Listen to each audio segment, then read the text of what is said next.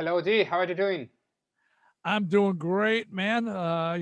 These are challenging, difficult times, but still got a new album coming out, so excited about that. Yeah, Leave a Scar is the new album. You have worked again with Jamie Jasta for this record. Uh, did you pretend to have a similar sound that in for the love of heavy metal for the love of metal, or have you changed some of the process in the writing or in the recording? Well, this is the first time I've ever used the same producer for two albums ever. So I loved what Jamie did with me and for me on For the Love of Metal, and I wanted to continue on that path with that sound, that intensity, that aggression, and the same team of people. That said, the first one, we were learning to work together, and I didn't have a band. Now we know each other, we trust each other. I've got a band that I play with all the time now, and I wanted to, and I joined the writing as well. So last time, Jamie and Charlie Belmore did a lot of the writing with a lot of outside people like Mark Morton and Howard Jones and people like that. But this time it was Dee Snider, Jamie Jasta, and Charlie Belmore writing as a team. Yeah. How have you lived that process this time? Because as you said, it's different than the previous one. It was actually easier because, like I said, the last time Jamie challenged me to do a true metal record, I didn't know what Jamie had in mind, and we had to learn about each other while we recorded and develop a relationship and a working relationship. Now it was easy. It was just like, okay, I'm doing a new record. Let's go with the studio. This is the band. Go. So it was much easier. Yeah. How much time have you been writing and recording this new record? I would say, you can't really, when I'd say 6, 9 months, it sounds like a very long time. But with COVID, I had the idea to do the record in the middle of 2020. And then, writing over time. And then the process, because of COVID, I was out of the country. People were very far apart. So we couldn't work like every day together. So, but it was about 6 to 9 months time. What I feel is like you released your live album 1 year ago, more or less, and now maybe because of the coronavirus has made that time goes faster. I don't know, but for me it's like you released the live album so few time ago. Do you feel the same because it's been just 1 year? Yeah, well, COVID is kind of like it makes time slower and faster. It's like it was a long time. It is a long time, but then because it's just sort of like it doesn't count. Like that year wasn't there. It's like 2019, 2021. We just like forget about that year in the middle. But yeah, the live album sort of filled the space between records. So I had 2018, I had For the Love of Metal, 2020, I had the live album come out, 2021, Leave a Scar. So it really just seems like I've been here all along. Yeah. And this album has the featuring of Corpse Grinder from Cannibal Corpse. How did that featuring happen? Did you have it planned before, or it just happened? First of all, it was my idea. And Jamie Johnson was shocked when I said, hey, we should get Corpse Grinder for this song. We were recording, and actually, Time to Choose was a bonus track. After the album was done, Napalm said they needed another track for bonus. Bonus tracks are. So we wrote Time to Choose, went in the studio, started working, but then it started really becoming something. And then I was in the middle of in between takes on the vocals, and I said, hey, Corpse Grinder be amazing. And Jamie was like, I can't believe Dee Snider is saying he wants George Corpse Grinder Fisher on his song. And I said, why? And he goes, well, nobody from the classic metal world even recognizes death metal. They don't take it seriously. And I said, well, I do. And I thought George would be like perfect on the song. Song is very hard, very heavy. And he was blown away that I was asking him to be on the album. He was shocked. Again, because nobody from the classic metal world really appreciates or respects black metal, death metal, and I do. Was it hard to convince him? Turns out he's a Twisted Sister fan. I wouldn't have known it, but he was he said yes. And I don't know if Jamie had to play him the song first. I'm sure he wanted to hear the track. Whenever somebody asks me to sing on a song, I always want to hear the song first. But the song is so aggressive. It's so heavy. It was just a perfect fit for George. He just crushed it. Yeah. And Time to Choose and, for example, the Reckoning are, I would say, they are the most aggressive of fastest songs of this record. But we can find some songs as Stand, which is a ballad, which is totally the opposite of these ones. Is it something you pretend to have that kind of balance between the songs, or it just flew? No, it wasn't pretend. Is not the word. I know you didn't want that. Wasn't the word you're looking for. But we planned to have a balance. Being a heritage classic metal artist who loves new sounds, new metal, I wanted to have a new sounding record, but I didn't want to lose the old fans. And I know some I will lose because some are just stuck in the 80s. They'll be in the 80s forever. They don't want to hear no good music today. They don't.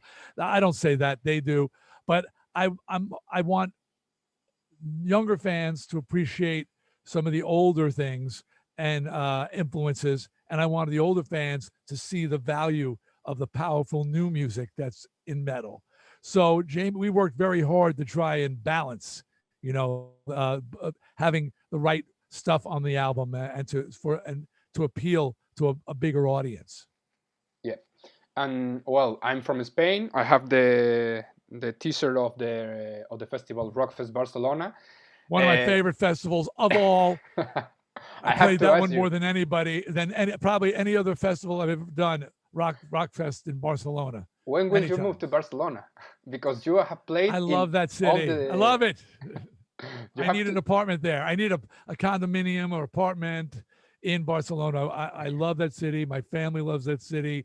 And Rockfest Barcelona has been so accepting of me, Twisted Sister, my solo. They welcome me every year, and I can't wait to return and rock with this new music and new powerful music, I wanted to talk about that because for the last Rockfest Barcelona, before COVID-19 attacks, you were not in the lineup. But now, in 2022, if everything gets better, fingers crossed, will you take part of the festival? Because maybe you have thought about that, and you can be again another year playing at Rockfest Barcelona. I have no real dates planned for this year. A couple here and there, but nothing really. But I do have a live stream event that starts being broadcast on July 29th. 29th of July, the day before my album comes out, premiering new music from For the Love of Metal, Twisted Sister songs in front of a live audience. It's going to be very exciting. And you go to metaldepartment.tv, and you can watch the live stream event. And it'll be also on afterwards. They'll be repeating it after the 29th. But other than that, I don't have a lot of shows planned, but I am planning on performing in 2022. I think COVID will be behind us by then. And I want to be a part of the festival scene when the family comes back again. I want to sing You Can't Stop Rock and Roll with new power and new feelings. And I want to see Rockfest Barcelona. I want to come back there for sure. We want to see you here too. And I would let you know, you have been touring with your own project with Dee Snider for some years, but do you miss Twisted Sister live, the whole band? I miss Twisted Sister, my friends, my brothers, Mark, JJ, Eddie. I miss them. We talk all the time. We're good friends, and we always talk to each other. It was Mark's Mendoza's birthday 2 days ago, and we all were on his podcast, and we all joined to wish him a happy birthday. Um, and I missed Twisted Sister in its prime. I miss it when we were younger and insane. I think that we stayed long enough, and it was time for the band to retire in 2016. So I don't see going back to that, because I don't really think it was really true to what Twisted Sister was by the end. We'd stop wearing the makeup, stop wearing the costumes, and it was a crazy show in the 80s. It was crazy. In the 2000s, people started to get slower. And it wasn't as crazy. So people loved it. I know Rockfest loved it, but I think it's good that we stopped. Okay, okay. And well, for our magazine, Power Magazine, we have a section where we talk about some of the most important albums in the history, and of course, Stay Hungry is one of them. I would like to know if you remember some anecdote or some funny stuff during the writing process or during the recording process of Stay Hungry. Well, during the writing process, no, because I wrote all those songs myself, so it was a very lonely experience, very private, Mhm. and just me alone working and writing and putting ideas on tape, but there was nobody there, so it was very much very focused on. But the recording, that was a different experience. I mean, being with, and that's old recording where the band's there and everybody's there, but I really didn't like the producer, Tom Werman. He knows this. He gets very angry because I'm very open about the fact that I didn't like him. And he drove a Porsche. And so we're like just starting out, we're poor. And he had produced Cheap Trick and Ted Nugent and Molly Hatchet, Motley Crue. And he had this beautiful Porsche, and he would arrive every day in front of the studio. He'd park in the front. He'd turn on his car alarm, and he had security. Then he put a cover on it because it was California and it was hot. He didn't want the sun on his car, and he'd lock the cover on the car. He'd go take him about 20 minutes to get ready, and then he would come into the studio. What Mark Mendoza and I would do to get even with him is when he went inside, we'd run out and shake the car so the alarm would go off. And then you would hear, Tom Werman, your alarm on your car is going off. And he'd come running out, and then he had to unlock the cover, take the cover off, open the car, turn off the alarm. Then he put it back on, cover back on, locks back on, go back in, and then we shake the car again. just to mess with him, just to screw with him. Oh, damn. And and a part of that funny story about the car, we have a section too where we talk with the musician about the 5 favorite albums of all time. It can be rock and roll or heavy metal albums or whatever, you know. Yeah, people have been And asking me recently about that. Oh, five you want to ask me? five albums and why? Okay. In no particular order. So I'm not going number one to number five or five to one. I'm just Okay. um never mind the bollocks, Sex Pistols. I have a punk influence in me, and that influence shows in some songs, especially like We're Not Gonna Take It, which is all that din, din, din, din, din, din, din, din, din, din, So and the Sex Pistols, if they weren't called a punk band, they just would have been a weird metal band. To me, they were heavy. It was metal. It became punk, but it's one of my favorites. Thin Lizzy, Live and Dangerous. One of the greatest live albums of all times. It's just, and it's, that's one I have to have with me. We've got the best of all of Lizzie's records, incredible performances, incredible playing, and it's just a treat. That's it's just so many flavors on that record too.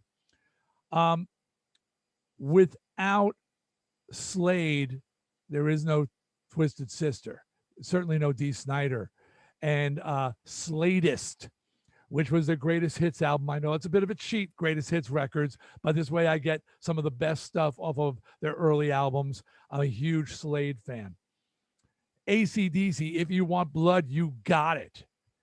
Game-changing record for me. Up to AC/DC, discovering AC/DC, I was getting much more into busier type of metal, the way you hear on songs like Under the Blade or Burn in Hell, things that were very notey and busy and fast.